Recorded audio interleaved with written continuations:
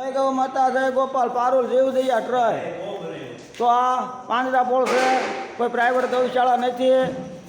તો અમારે આ બીમાર ગાય માતાના માટે અમારે અશોકભાઈ બાલદાણિયા 1100 રૂપિયા અર્પણ કર્યા છે ભાઈ. તો અશોકભાઈ તમે નજરે જોવો, તમારા 1100 રૂપિયાના પેટમાં જા. જો આનું કોણ આ બિચાર્યું આમ જો, આના પેટમાં જા. આના પેટ કેટલા ઠરશે, આના પેટ ઠરશે એટલે તમે ગમે એ ભગવાનને માનતા છો ને રાજી થાય હું આમ જો. આને આ રીતે મોઢામાં દઈ દઈને ખવડાવવામાં આવે છે. તો તમે જે આ 1100 રૂપિયા આપ્યા છે આના સાક્ષી ભગવાન, બરાબર. તમારો એક રૂપિયો આના અમે પેટ સુધી પહોંચાડીશું.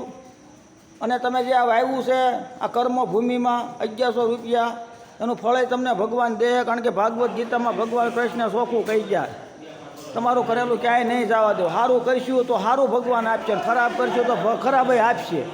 બાકી એનો હિસાબ બહુ સચોટ છે. તો તમારા આખા પરિવારના આરોગ્ય સારા રહે, ધંધામાં પ્રગતિ કરાવે એવી ગૌ માતા અને ભગવાન કૃષ્ણના શરણમાં પ્રાર્થના ભાઈ. જુઓ આવી હાલત છે આ બચ્ચુને, આનું કોણ આપી છે? તમારી જેવા થોડું આપે છે અને આના પેટ ભરાય છે ભાઈ. બાકી કોણ આની સામું જોવાવાળું? કોઈ છે નહીં આ ધરતીમાં. જય ગૌ માતા, જય ગોપાલ.